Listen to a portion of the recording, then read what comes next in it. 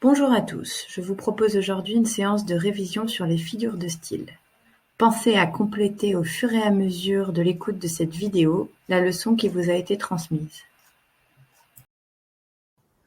Tout d'abord, qu'est-ce qu'une figure de style ? Il s'agit d'un procédé d'écriture destiné à donner originalité et expressivité à un texte.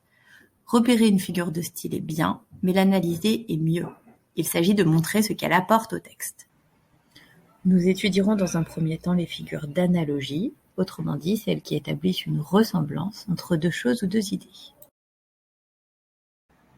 La comparaison est une figure qui met en relation deux éléments, un comparé et un comparant, au moyen d'un outil de comparaison, comme, tel que, semblable à. Ainsi dans la phrase « Il est beau comme un dieu ».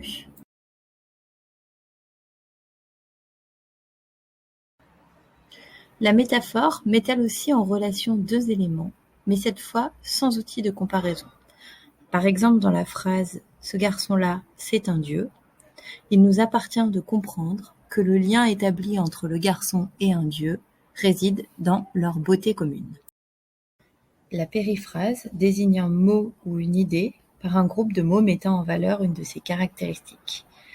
Ainsi, la capitale de la France désigne Paris, tandis que le roi des animaux renvoie au lion.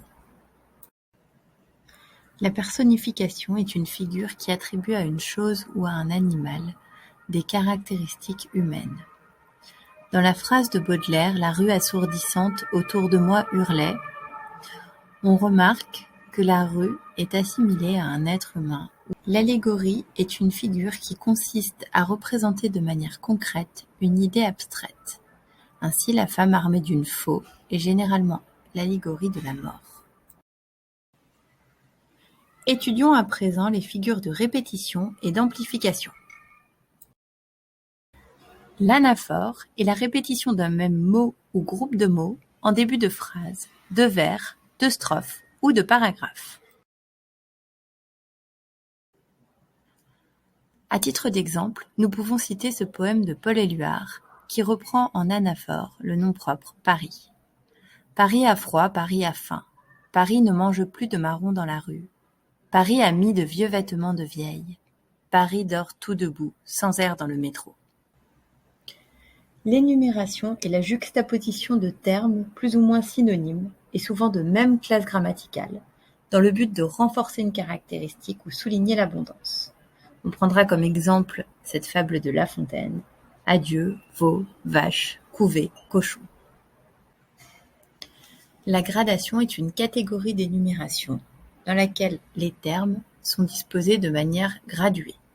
Soit ils sont de plus en plus forts, soit ils sont de moins en moins forts. On prendra comme exemple la célèbre citation de Cyrano de Bergerac à propos de son nez.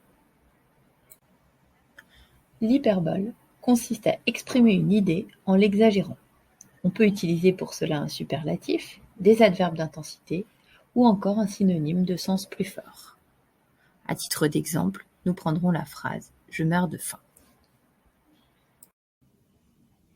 Je vais à présent vous dire quelques mots sur les figures d'atténuation. L'euphémisme est l'utilisation d'un mot faible ou imagé pour atténuer une réalité brutale ou pénible. Ainsi on dira « il nous a quittés » ou « il s'est éteint » pour « il est mort ».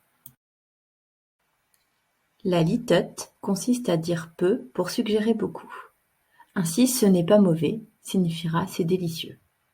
On peut également prendre comme exemple cette phrase du Cid de Corneille « Va, je ne te hais point », qui est une façon pour Chimène de dire à Roderick qu'elle l'aime. Pour terminer ce cours sur les figures de style, étudions les figures d'opposition. L'antithèse consiste à rapprocher deux idées ou deux mots opposés pour mettre en valeur un contraste. Ce poème de Louise Labbé en est un très bon exemple. Je vis, je meurs, je me brûle et me noie, j'ai chaud extrême en endurant froidure. L'antiphrase est une figure de l'ironie. Il s'agit d'exprimer une idée par son contraire. Ainsi, on pourrait dire à un élève « 2 sur 20, bravo, je te félicite », alors que c'est l'inverse que l'on pense.